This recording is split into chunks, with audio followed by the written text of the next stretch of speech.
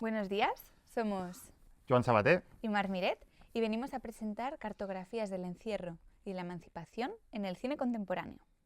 Antes que nada, queríamos agradeceros la oportunidad de hacer esta ponencia aquí en el Congreso H en modo diferido. El cine ha ignorado sistemáticamente dos presencias fundamentales, la mujer y la dirección artística. Las dos han estado ahí siempre, construyendo cada película desde dentro.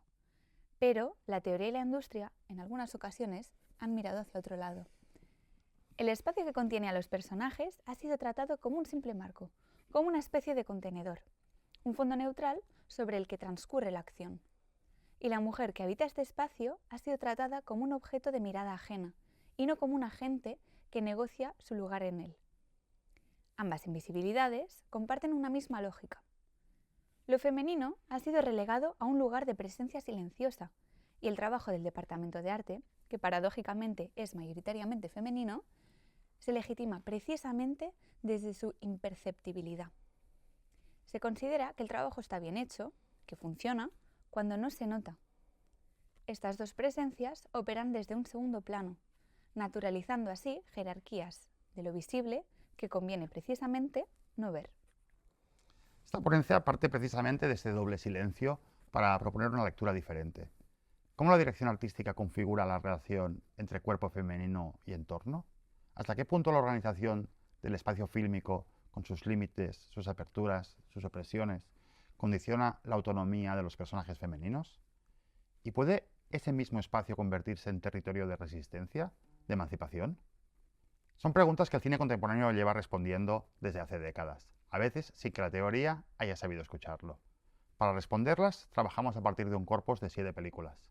Gentleman, Retratos de una mujer en llamas, Mustang, Neon Demon, Fish Tank y Poor Things. De procedencias, épocas diversas, pero unidas por una misma obsesión, el espacio como territorio donde se negocia, se impone o se conquista la autonomía femenina. Hay una paradoja en la teoría del cine. La disciplina que construye el mundo visual de la película ha sido sistemáticamente ignorada. La dirección artística, con todas sus decisiones sobre la arquitectura, los objetos, las texturas, el color, ha vivido siempre a la sombra como si el mundo que habitan los personajes se construyera solo. Los estudios sobre esta disciplina son escasos. Robert Mallet Stevens fue el primer gran teórico. La arquitectura actúa y el decorado presenta al personaje antes que el propio actor. Leon Barsac demostró que el decorado era el elemento dramático constitutivo. Charles y Mirella Afron mostraron que el entorno no decora, sino que significa.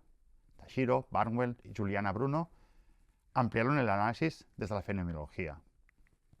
Jorge Gorostiza, en el ámbito español, ofrece la sistematización rigurosa del espacio cinematográfico, desde un enlace con la arquitectura.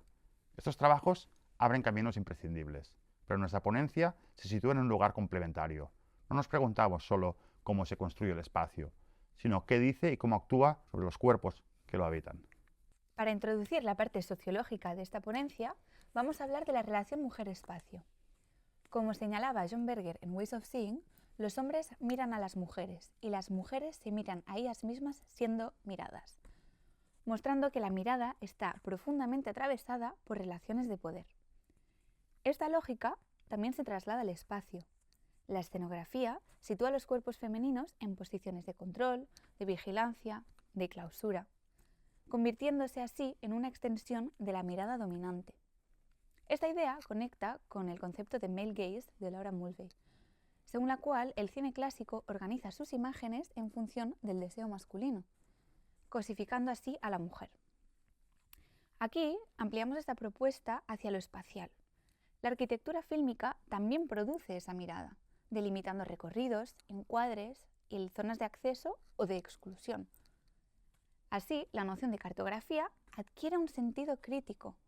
No solo organiza el espacio, sino que también establece las fronteras, las jerarquías y los movimientos posibles o imposibles en otras situaciones.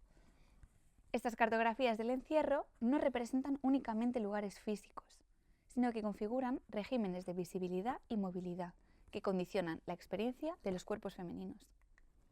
¿Cómo entender el espacio en el cine? Los estudios que han abordado el espacio fílmico son muy sólidos. Bazin lo definió como objetividad espacial. Romer como la forma más íntima de sensibilidad cinematográfica. Aumont propuso entenderlo como un arte del espacio y Noel Bruck sistematizó el fuera de campo. Es aquí donde la aportación de María Ángeles Martínez García resulta especialmente útil. Su análisis propone entender el espacio fílmico como algo que la película construye activamente. Un rompecabezas al que le faltan piezas, no un decorado continuo. Y sin embargo, cuando vemos una película, raramente sentimos esa fractura. El espectador coopera activamente y la mente sutura los cortes mediante una especie de pacto cognitivo. Martínez García identifica 4 funciones del espacio. Una función estructural, que organiza el relato, una función de verosimilitud, que contextualiza la acción, una función de caracterización, que es una semantización recíproca entre el espacio y el personaje. Uno construye al otro. Y una función simbólica, que genera oposiciones axiológicas. Dentro, fuera, alto, bajo, cuya carga nunca es fija. Como señala Michael Ball, la axiología varía de una película a otra y habrá que entender y atender al sistema de valores que cada caso instaure. Es precisamente esta capacidad del espacio para cambiar de sentido lo que le convierte en un instrumento narrativo de primer orden y lo que nos permitirá leer cómo la dirección artística construye, tensiona o subvierte la autonomía de los personajes femeninos. El espacio, en definitiva, no es donde ocurre la historia. El espacio es la historia. Ahora vamos a hablar de la delimitación metodológica. Antes de continuar, vamos a aclarar cómo vamos a enfocar nuestro análisis. En este caso, lo haremos a través de la organización arquitectónica del espacio fílmico y su evidente relación con el cuerpo femenino. Dejamos deliberadamente de lado otros elementos muy importantes, como son el color, la iluminación, la decoración, los estampados, porque todos estos merecerían un análisis para ellos solos. En este caso, lo que nos interesa es el espacio como una arquitectura narrativa. Cómo se construyen los límites, cómo se organizan los recorridos, cómo se regula el quién puede moverse o no, o quién puede mirar o ser mirado. Gaston Bachelard mostró cómo los espacios íntimos se inscriben en la memoria y modelan las formas de estar en el mundo. Juliana Bruno trasladó esta idea al cine y propuso que ver una película es también una experiencia física. El cineasta traza un recorrido que el espectador recorre con el cuerpo, no solo con los ojos. Desde esta perspectiva, analizaremos cómo la dirección artística actúa sobre los cuerpos femeninos, controlándolos, encerrándolos y, en algunos casos, liberándolos. Ahora vamos a pasar al análisis del corpus fílmico y vamos a pasar a la parte de cartografías del encierro, empezando con el espacio como dispositivo de poder, de la tradición al espacio artificial. En diálogo con Michel Foucault en Vigilar y Castigar, el espacio funciona como una tecnología disciplinaria que ordena acciones y regula cuerpos. La arquitectura fílmica hereda el panoptismo, hace visible sin ser vista y somete a los personajes a la vigilancia constante.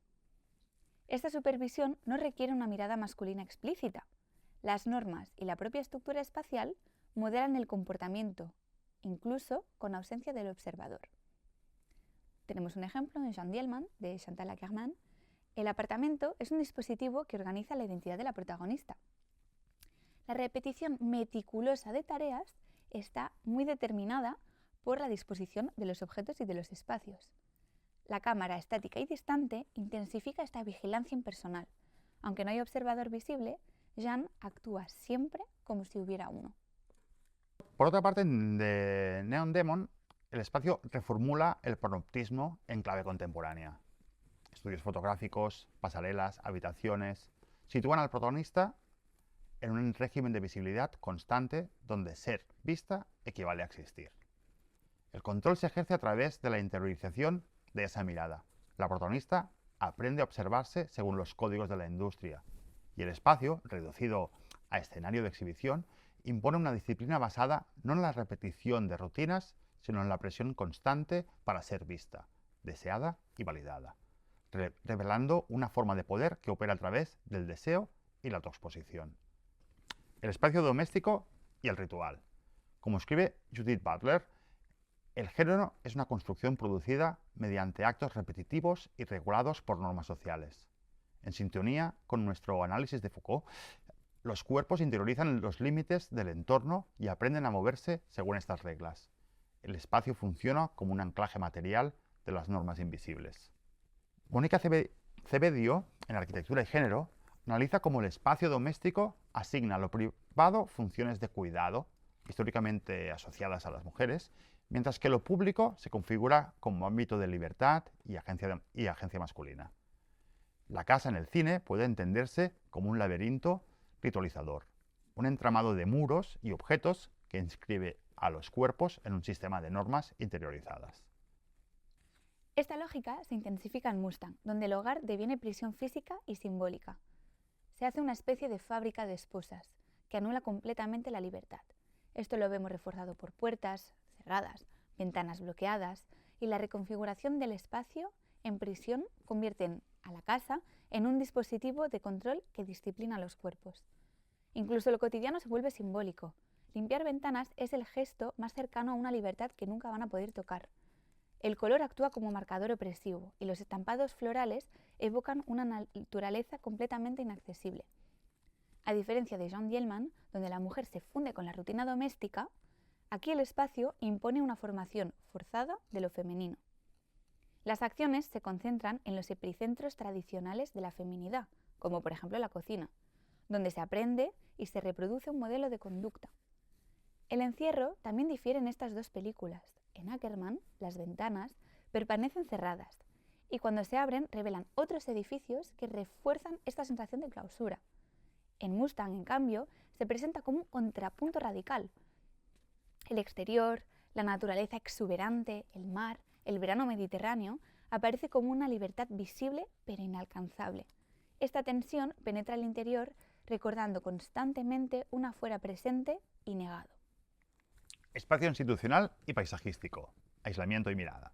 Los espacios institucionales y paisajísticos pueden entenderse igualmente como dispositivos que organizan la circulación y la visibilidad de los cuerpos. Lo público y lo institucional impone jerarquías que transforman el paisaje y los edificios en extensiones materiales de la vigilancia. Henri Lefebvre defiende que el espacio es un producto activo de las relaciones sociales. Los polígonos residenciales de Fish Tank no solo reflejan una condición precaria, sino que la producen. La arquitectura repetitiva, los descampados y la ausencia de espacios de socialización configuran un entorno que restringe la acción. El cuerpo de Mia se forma en él, condicionado por una espacialidad que lo segmenta y jerarquiza. Desde el concepto de no lugares de Marc Augé, la periferia de Fish Tank comparte la pérdida de identidad y arraigo. Pero estos espacios no son completamente no lugares. Están cargados de conflicto y violencia. Son espacios de permanencia sin pertenencia. Y Fish Tank complejiza la categoría de Augé, mostrando cómo el no lugar puede volverse en el encierro cotidiano. Este lugar dialoga con Retratos de una mujer en llamas, donde el castillo y la isla operan como espacio producido por relaciones de poder vinculadas a la clase, el género y el matrimonio. A diferencia de Fish Tank, en Retratos, el espacio actúa como dispositivo de concentración afectiva. No hay límites físicos evidentes, pero cada desplazamiento de Marianne y Eloise desarrolla la trama. Retratos introduce una operación inversa a Fish Tank. Si allí los espacios se vacían de identidad, aquí se cargan progresivamente de significado. El castillo y la playa se transforman en espacios de intimidad y deseo, y sin embargo contienen en su origen una dimensión de no lugar. Son espacios de tránsito simbólico. El retrato previo al matrimonio, la espera, donde la identidad de Eloise está suspendida entre lo que es y lo que debe ser. Ambas películas muestran cómo el espacio puede tanto producir subjetividades a través del encierro cotidiano, como ser resignificado desde la relación y la mirada. En los dos casos, el espacio es agente activo, que moldea los cuerpos y sus posibilidades de acción. Para terminar la parte del análisis, vamos a ver lo contrario, ¿no? Vamos a ir hacia la emancipación. Vamos a ver cómo Poor Things usa el espacio simbólico de una manera subvertida. La emancipación femenina en el cine contemporáneo puede entenderse como un proceso de subversión de los espacios de control y la reapropiación de los entornos limitantes. Como señala Agnes Heller en Sociología de la vida cotidiana, incluso los gestos mínimos pueden abrir fisuras en estructuras rígidas y convertirse así en formas de resistencia. En esta línea, Poor Things presenta un recorrido especialmente revelador. Al igual que Mustang, el espacio inicial, la casa-laboratorio del Dr. Baxter, funciona como dispositivo de reclusión. Este entorno está saturado de referencias que evocan clase, herencia, orden. Es una mezcla de estilos y una amalgama de elementos deliberadamente excesiva que construye una cápsula simbólica de formación. Tomando la perspectiva de Pierre Bourdieu, este espacio puede leerse como una materialización del hábitus, un sistema de disposiciones que se inscribe en los cuerpos a través del entorno, los objetos y las prácticas cotidianas. Por ello, este espacio no solo contiene a Bella, sino que moldea su percepción del mundo. Sin embargo, esta arquitectura es ambivalente. Aunque remite al encierro, también se presenta como un espacio lúdico y de infancia. Esta tensión genera una cosa un poco extraña, ¿no? Lo opresivo se percibe como familiar. Así la película muestra cómo los dispositivos de control pueden enmascarar también otras formas de confort. El episodio del crucero intensifica esta lógica. El barco se presenta como una jaula dorada y un espacio cerrado, jerarquizado, pero la protagonista lo subvierte al no interiorizar sus normas. Su mirada inexperta le permite habitarlo de una forma no normativa, transformándolo en un lugar de experimentación y aprendizaje, y desactivando parcialmente su función coercitiva. Esto nos da a entender que el espacio no determina de una forma absoluta el comportamiento. Este puede ser reinterpretado y tensionado por los sujetos que lo habitan. El recorrido culmina en espacios como el burdel parisino, en el que Bella subvierte las lógicas tradicionales relacionadas a la vergüenza y al control sobre la sexualidad femenina, y se convierte de alguna manera, y al inicio sobre todo, en un lugar de autonomía y de deseo. En conjunto, la película muestra que la emancipación no consiste en atravesar espacios, sino que se necesita resignificarlos y transformar sus lógicas de control para poder llegar a la emancipación. Y llegamos a las conclusiones. En conjunto, ese trabajo muestra que la dirección artística construye activamente la relación entre el cuerpo femenino y el espacio. La arquitectura fílmica funciona como extensión del poder, delimita recorridos y sitúa a los cuerpos en posiciones de control y clausura. El espacio no acompaña al personaje, sino que lo moldea, inscribiendo normas y comportamientos. La organización espacial incide directamente en la autonomía. Espacios cerrados o repetitivos restringen la acción y reproducen la subordinación. Incluso los espacios aparentemente abiertos pueden ejercer control mediante sobreexposición o vigilancia interiorizada. La autonomía no depende solo de moverse, sino de poder resignificar ese movimiento. No obstante, el análisis nos muestra que el espacio no es fijo. Al ser una construcción, así como el género, puede ser tensionado y reapropiado. Mediante gestos mínimos, usos no normativos, los personajes logran fisurar las lógicas de control. Así, el espacio se revela como un campo de disputa. Puede ser una cárcel, pero también puede ser un umbral. En esta tensión reside su potencia poética, política y narrativa. Y para terminar, como dijo Henri Lefebvre, para la experiencia vivida, el espacio no es un simple marco, comparable al marco de pintura, ni una forma o un continente neutral. El espacio es la morfología social. En ese sentido, el espacio es a lo vivido lo que al organismo vivo es su propia forma, íntimamente ligada a las funciones y estructuras. Y muchas gracias por vuestra atención y esperamos poder vernos en alguna otra edición. Sin duda.